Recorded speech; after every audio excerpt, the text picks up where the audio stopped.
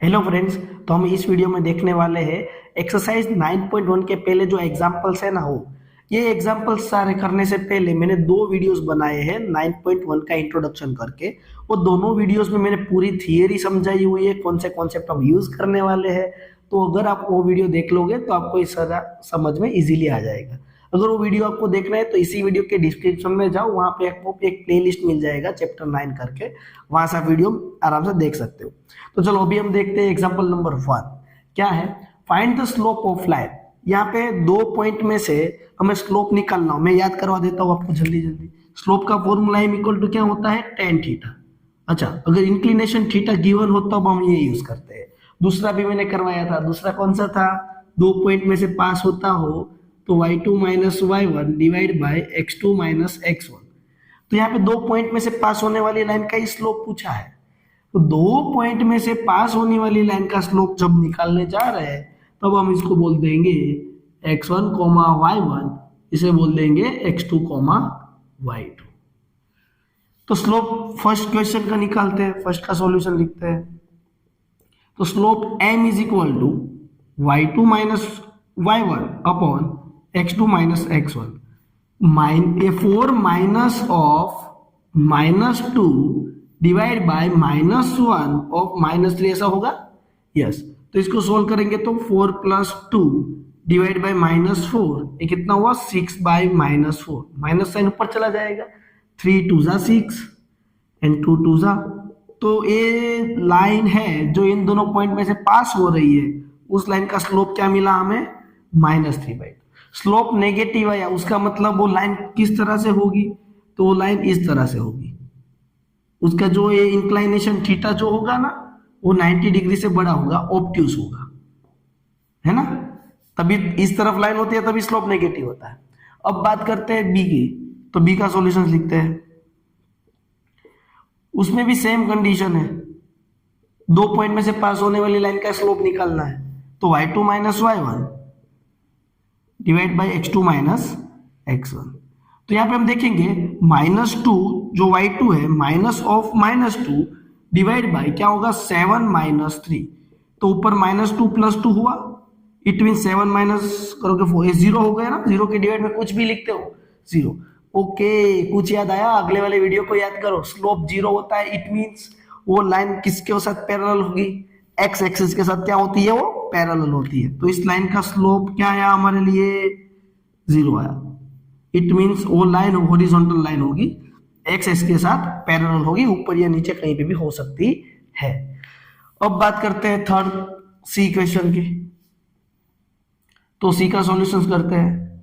वहां पे भी स्लोप निकालने के लिए फॉर्मूला सेम है, y2 minus y1, 4 minus of -2 divide bye 3 minus 3। देखो डिनोमिनेटर 0 हो गया, डिनोमिनेटर 0 दैट मीन्स स्लोप क्या हुआ, नॉट डिफाइंड।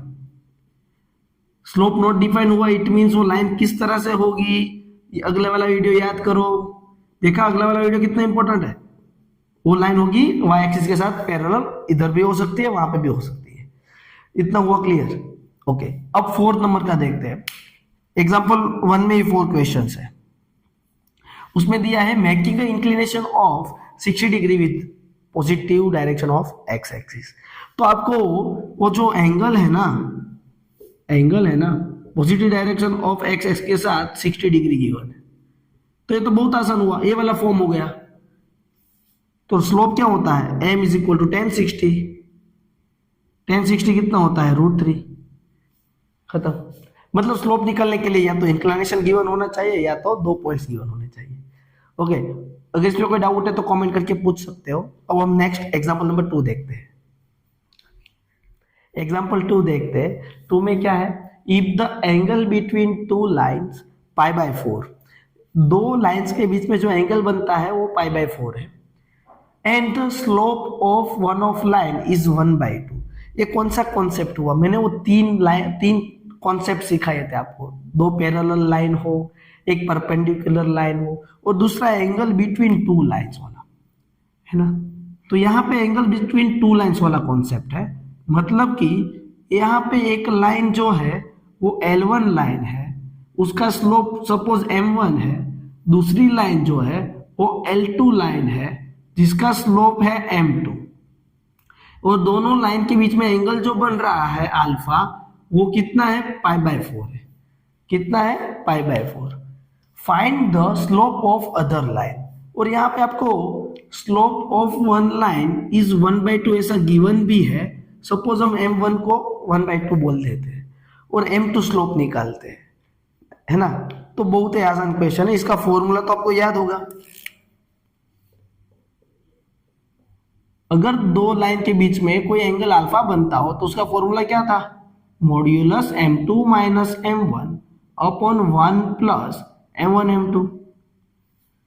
सारे डेटास गिवन है। Alpha angle between two line is π/4, then put value of alpha tan π/4 is equal to modulus of m2 is I don't know, मतलब कि हमें वो फाइंड करना है। अब m1 पता है 1/2 है, m1 कितना है 1/2 divide by 1 plus m2 into 1/2 मतलब m2/2। अब मैं एक बात बताता हूं, आपको ध्यान रखना है। Modulus x is equal to मैंने 3 लिखा है, तो x क्या होगा जिसका आंसर 3 आया, मॉड्यूलस है। मतलब कि अगर मैं x की वैल्यू -3 लेता हूं उसका मॉड्यूलस भी 3 होगा, और मैं 3 लेता हूं उसका मॉड्यूलस भी कितना होता है 3 होता है। इट मींस क्या होता है पता है, कि अगर मैं यहां से मॉड्यूलस को रिमूव करूंगा ना तो सामने प्लस और माइनस आएगा, वो बात आपको याद रखनी है। यहां से जैसे ही मैं मॉड्यूलस निकालता हूं, तो x का आंसर होगा प्लस और -3, राइट। तो यहाँ पे tan π/4 कितना होता है 1 होता है, और इधर है modulus m2 minus 1/2 divide by 1 plus m2/2। अब मैं इस मॉड्यूलस को रिमूव करता हूं तो इसका आंसर +1 भी हो सकता था या तो -1 भी हो सकता था। तो दो केस बनेंगे फ्रेंड्स। तो एक केस में 1 रख देता हूं और इधर एलसीएम भी ले लेते हैं साथ में, तो क्या हो जाएगा 2m2 minus 1/2 divide by 2 plus m2/2। 2 से 2 कट, अब ये डिनोमिनेटर में है 1 के साथ होगा मल्टीप्लाई, तो 2 plus m2 is equal to 2m2 minus 1।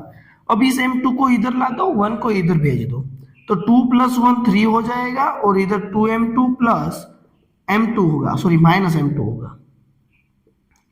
तो ये कितना होगा m2। तो m2 कितना मिलेगा 3 मिलेगा हमें। m1 जब 1/2 हो तब m2 क्या मिल सकता है 3। अब मैं उसका फिगर ड्रॉ करके दिखाता हूं आपको किस तरह से उसका फिगर हो सकता है। अब 1/2 स्लोप बोला है, पॉजिटिव स्लोप है, तो लाइन इस तरह से होगी L1 लाइन, जिसका स्लोप m कितना है 1/2 है। दूसरी लाइन का स्लोप भी पॉजिटिव आया, मतलब वो लाइन भी इधर कहीं होगी, और 3 स्लोप है इसलिए L2, जिसका स्लोप कितना है 3। तो ये एंगल हमें मिला कितना π/4। अब अभी दूसरा केस बाकी है। दूसरा केस कौन सा बाकी है फ्रेंड्स, तो यहाँ 1 लिखा है, उसकी जगह पे क्या हो सकता है -1 भी हो सकता है। तो -1 इज इक्वल टू, ये पूरी क्वांटिटी आएगी 2m2, मैंने एलसीएम लेने के बाद वाला बोल रहा हूं, 2 प्लस m2। अब यहां मल्टीप्लाई में जाएगा तो माइनस से हर एक टर्म को मल्टीप्लाई करेगा वो, तो ऐसा रहेगा। अब ये जो है ना m2 वो उधर जाएगा तो प्लस होगा, और ये -1 इधर आएगा तो भी क्या होगा प्लस होगा, तो इधर -1 बचा, और इधर 3m2 है और 3 जाएगा डिवीजन में, तो -1/3 आया। तो ये दूसरा केस कैसे तरह से उसका ग्राफ होगा वो भी मैं आपको दिखाता हूँ। ये ग्राफ ड्रॉ करने की जरूरत नहीं है एग्जाम में आपको, लेकिन आपको विजुअलाइज अच्छे से हो इसलिए मैं समझा रहा हूँ। एक लाइन का स्लोप 1/2 पॉजिटिव है तो वो लाइन इस तरह से होगी L1 लाइन, जिसका स्लोप कितना मिला फ्रेंड्स 1/2। दूसरी लाइन का स्लोप मिला नेगेटिव, इट मीन्स वो 90 डिग्री से बड़ी होगी, तो यहां पे कहीं पे भी उसका एंगल बना रही होगी।